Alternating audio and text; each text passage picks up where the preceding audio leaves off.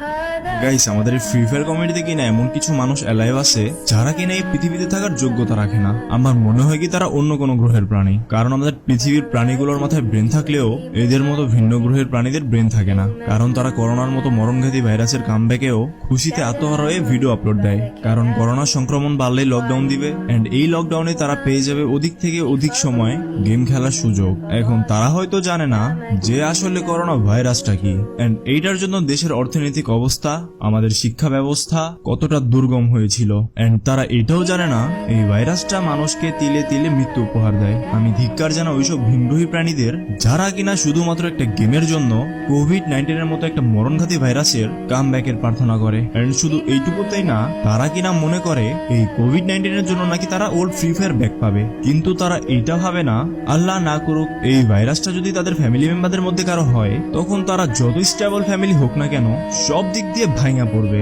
And guys, এটা নিয়ে যারা যারা ভিডিও বানাইছে, আমার এই ভিডিওটা শুধু তাদের জন্য ছিল। হে আল্লাহ, তুমি ওদের হেদায়েত দান করো।